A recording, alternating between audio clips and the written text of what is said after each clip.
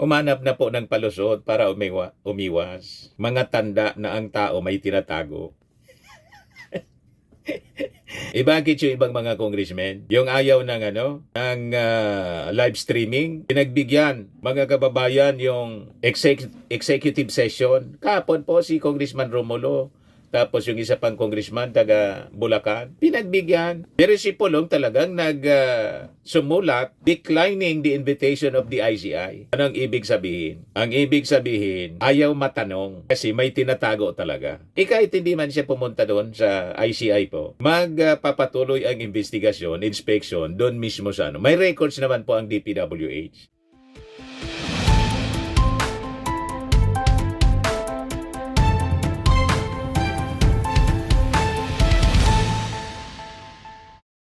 Hello po mga kababayan, si Dante Maravillas. Tama yung ating mga sinabi sa mga previous vlogs natin na si Pulong na unang nagsabi, handa siyang harapin ang anumang investigasyon sa issue ng flood control.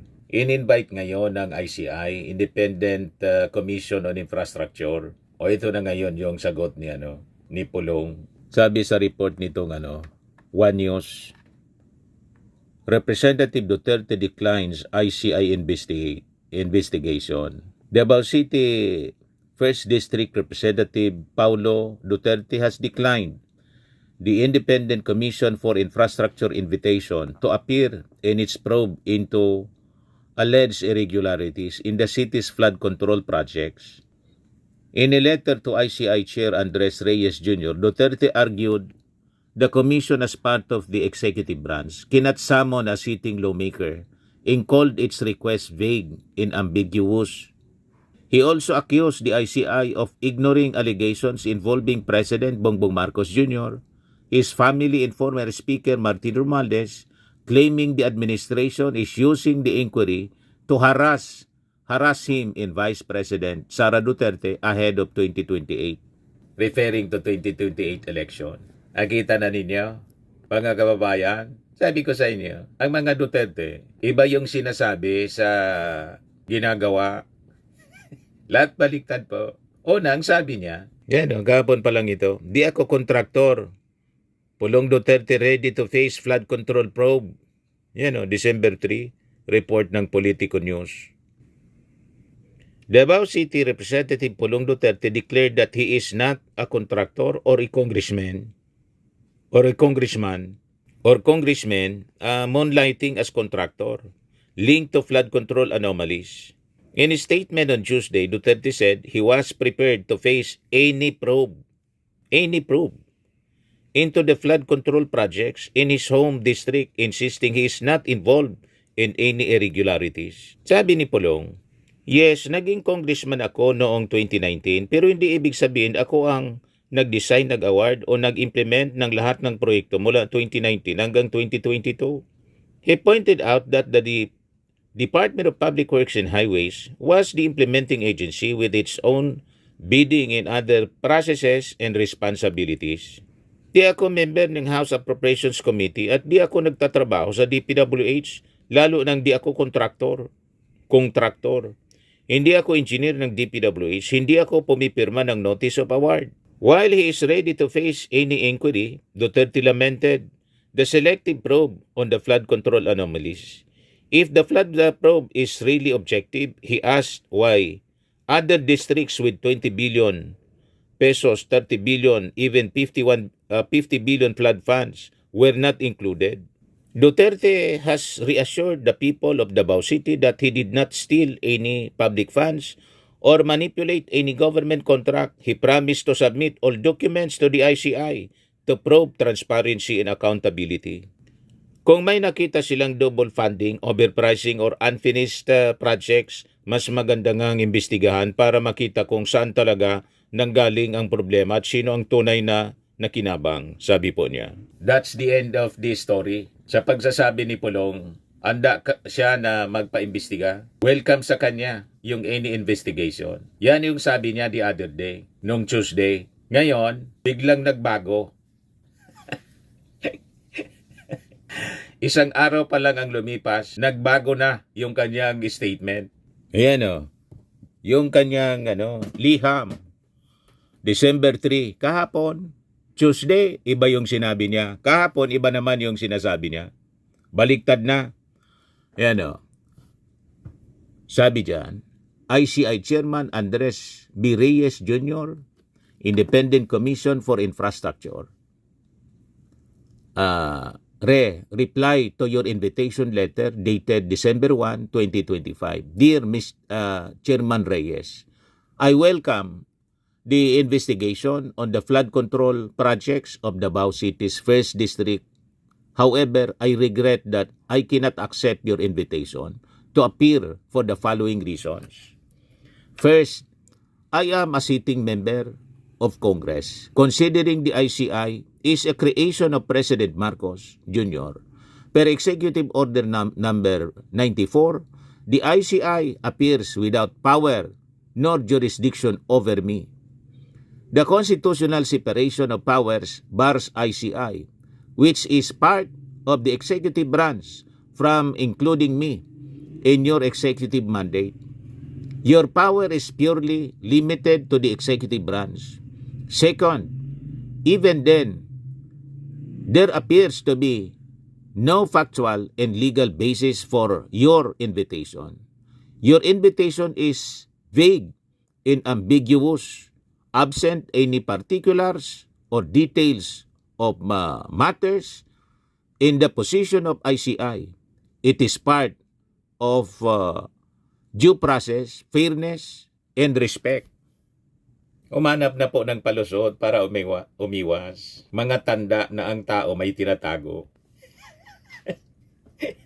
Bakit yung ibang mga congressmen, yung ayaw ng live streaming, pinagbigyan mga kababayan yung executive session. Kahapon po si Congressman Romulo, tapos yung isa pang congressman taga Bulacan, pinagbigyan. Pero si Pulong talagang sumulat declining the invitation of the ICI. Anong ibig sabihin? Ang ibig sabihin, ayaw matanong kasi may tinatago talaga. Kahit hindi man siya pumunta doon sa ICI po, magpapatuloy ang investigasyon, inspection doon mismo sa May records naman po ang DPWH na pwedeng isamon, pwedeng kunin ng ICI. Hindi siya sumagot, just the same. Magre-recommend mga kababayan ng ICI pag may na-found out na diferensya. Yung mga alleged double budget, substandard, at saka ghost project sa kanyang distrito. Kahit pa umiwas si Pulong at tinawi yung kanyang mga sinabi na ready siyang mag-attend, hindi man pala ready. Sabi ko sa inyo, laging baliktad po ang kanyang mga sinasabi nila. Hindi lang si Pulong, buong pamilya niya at ang kampo ng mga Duterte. Nakikita ninyo si Bato de la Rosa, mga kababayan. Go ahead, Mr. Trillanes. Make my day. Maski sumama ka pa sa pagpusa sa akin, hindi na po nagpapakita. Ganon sila. Mga kababayan, anyway, ituloy natin yung sulat ni Pulong.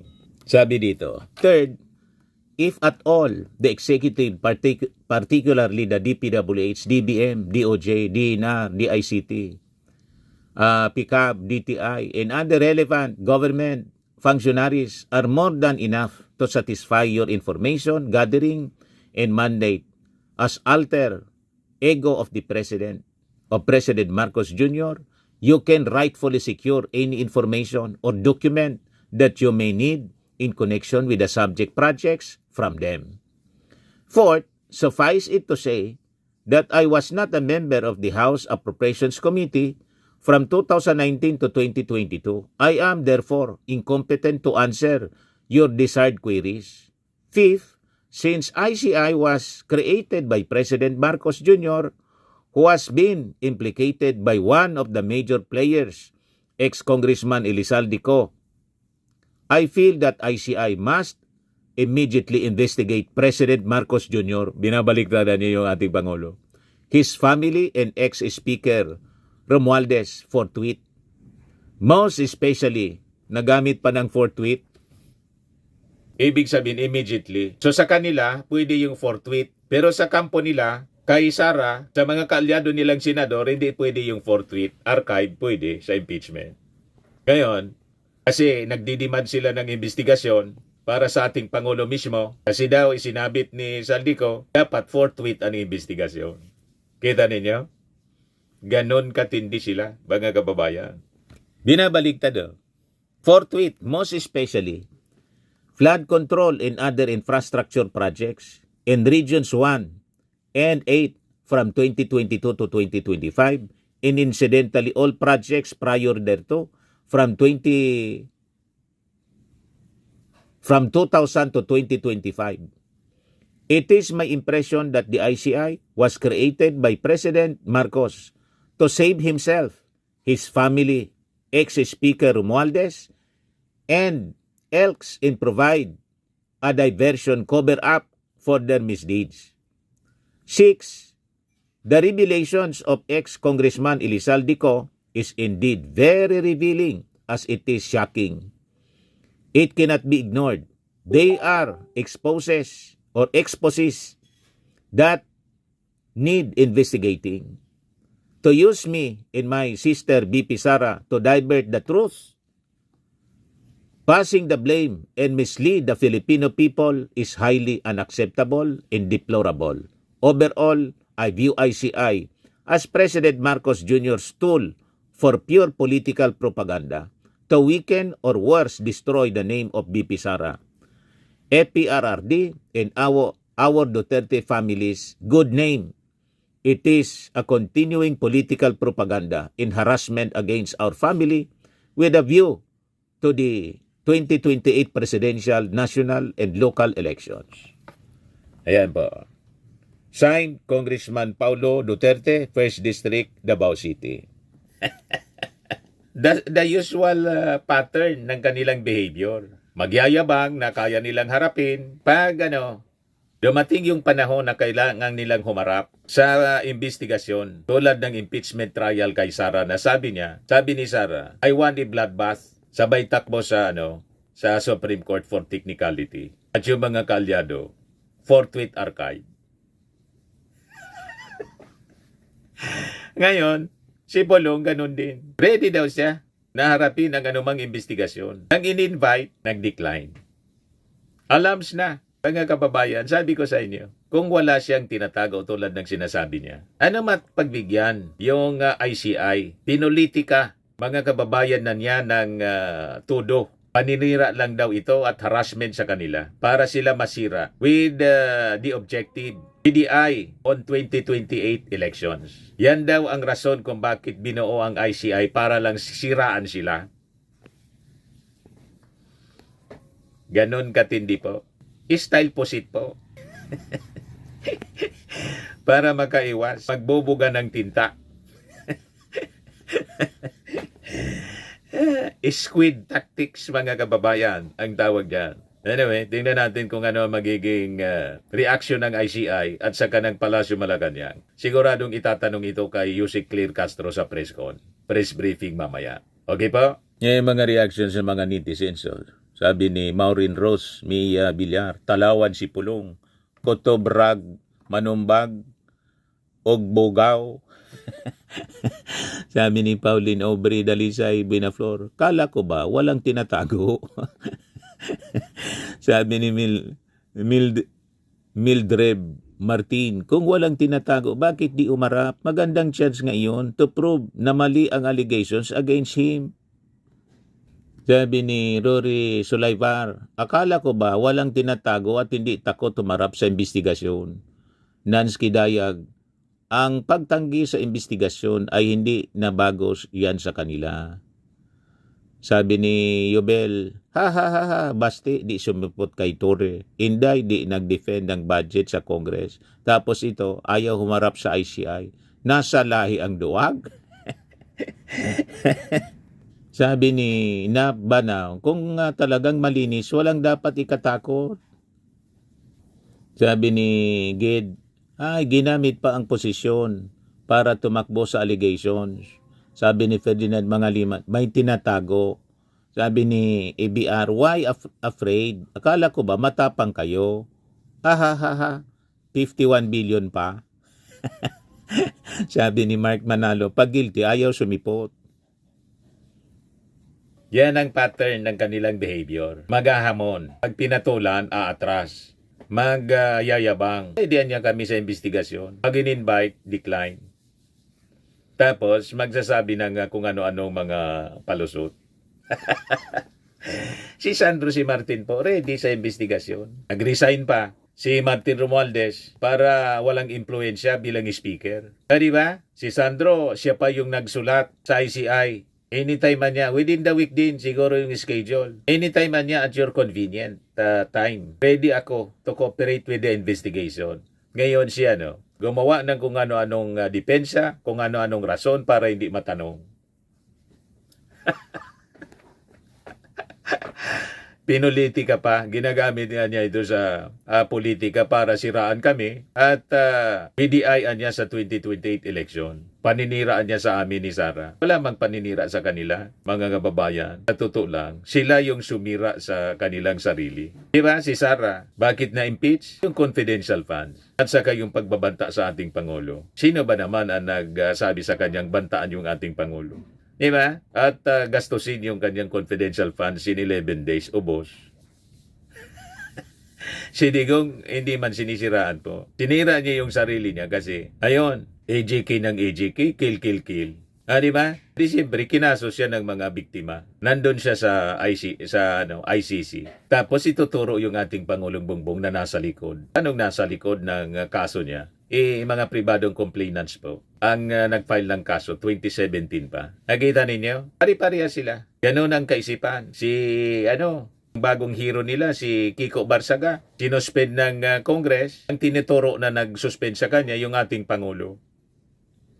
Bakit? Presiding ba ng Ethics Committee yung ating Pangulo? Gumawa siya ng katarantaduan hanggang kaka-meow. Inimbestiga ng Ethics Committee. Sinuspend ng 60 days without salary and other benefits. Ang itinuro, yung ating Pangulo, ituro mo yung sarili mo sa katarantaduan mo. Gumawa ka ng katarantaduan dyan sa Congress. Dinisiplina ka, ituturo mo yung ating Pangulo. Diba? Kanya ng mga pag-ugali nila. But anyway, yan man lang po yung ating short video. Ako po si Dante Maravillas. Bye-bye po. God bless.